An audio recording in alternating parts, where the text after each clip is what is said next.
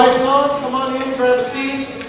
This is the last official day of LifeSong's summer break, so tables again, and then we'll be back in our chairs next week. And come on in, grab a seat.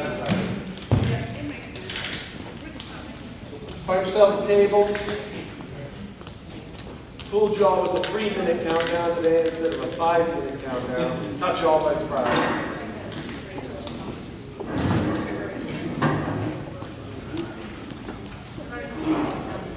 Come on in.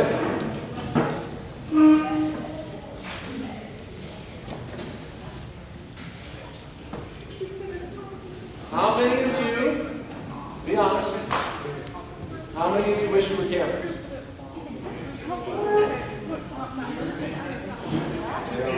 And Jeff, half of the Seinfeld family wish they were campers. Actually, the reason a lot of you raise your hands is because the ones that aren't here raise their hands. They are camping this morning. Hey, the other thing that's happened the last couple of weeks, and don't worry, it's not the new norm. You can figure out what the new norm is for LifeSong. You're a step ahead of me. But I just did want to share just a little bit before we start worship this morning. Again, it just seemed to fit what we wanted to talk about this morning, we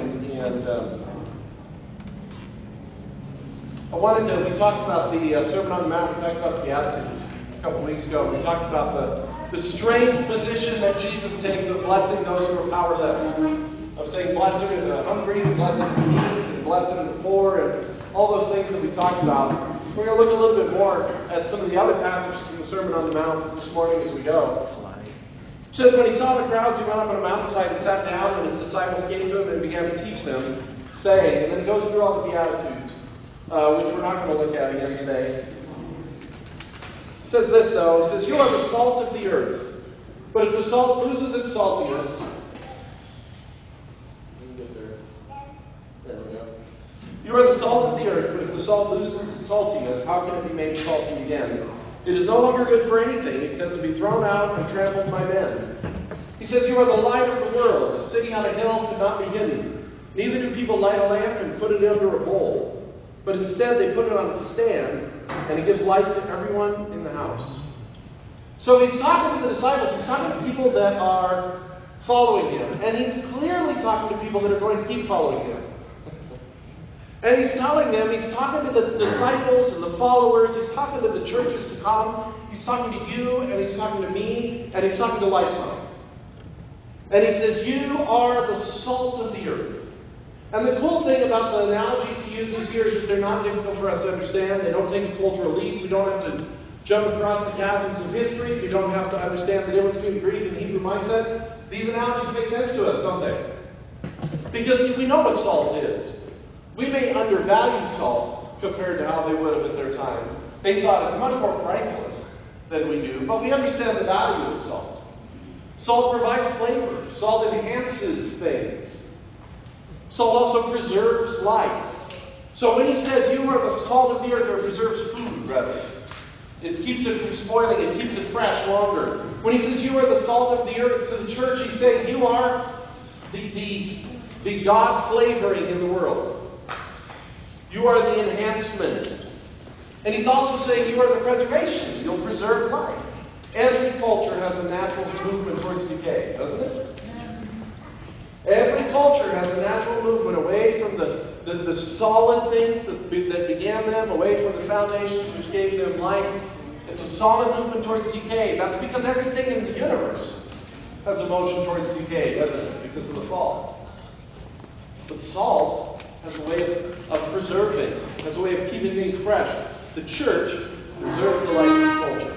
He says you are the light of the world. You know what darkness is? If you were to define darkness, if you were to go out and get some darkness, you know darkness isn't even a thing, is it? Darkness is simply, by definition, the absence of light, isn't it? You can come to a place of perfect darkness, and the way you define it is by taking away all of the light. You can never add more darkness to it.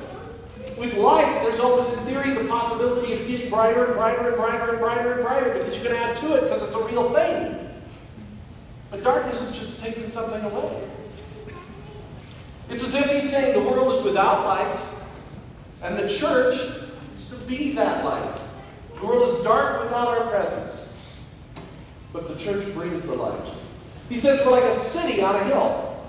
Why is a city on a hill? The city is on a hill so people will see it and come to it. The city is on a hill so people will know where to go. You don't hide a city in a valley. Well, some people do. If you're still in Colorado, you hide the city in a valley, and then you charge people lots to ride trains in your city. But you still don't hide the city, do you? And he says in the same way, we need to make sure that our light shines.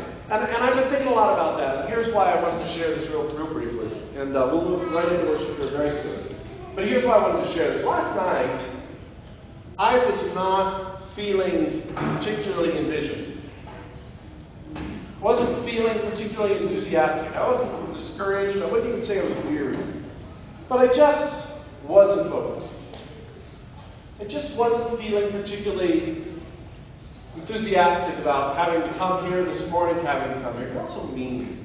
You made me come. About coming here this morning and building vision because I didn't feel it. And I was thinking about it, praying about it, and looking at these scriptures, in fact, that are here. And these scriptures really reminded me of why we do what we do. Of why we're here. Why did we start LifeSong in the first place? Here we are. We're almost up to our year celebration. Amen. Woo! Yeah, very cool. We're almost here, up to our year anniversary. Almost there. And we have some things I'm going to tell you about in a second. But we're almost up to our year anniversary. And I was looking back and I was thinking, why are we doing this? Why are we doing this? I got an email ad. It's just an ad for something in my mailbox. And the title of it, the subject of it said, is leadership worth the strife? That's what it said. Is leadership worth the strife? And last night, feeling as I felt, I actually wasn't sure what the answer to that question was. I thought, is it? Is it worth it to strike out and be a new church and try to change things and try to impact the world? Is it worth the effort? Yeah. That's good. I didn't expect the answer, but I like it. Let's try again. Is it worth the effort? Yeah. I'm delighted to hear you say that, and you'll be happy to know I agree.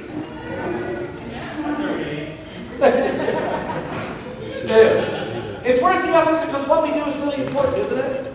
It's not just about meeting together around the tables. It's not just about doing something different as a church. It's not just about the fact that I really enjoy hanging out with you guys, and I really, really do. I think you guys are some of the coolest people I know, and I really mean that. Especially Jeff. Raised his hand, so it must be true. But it's not about that, is it? That's not why we're here. That's not why you're here. If that was it, it wouldn't be enough, would it, over the long run? It's not enough. That isn't worth it. If that's all it was, let's just go back to Reno West.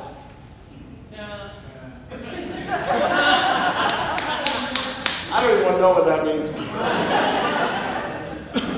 But if that's what it's about, it's not enough. But it's not about that, is it? If God says we actually are salt and we are light. And as long as we remember what we're here for, what our purpose is, it's actually to touch people and it's actually to impact people. And I thought about our year. And you know what? Good job, guys.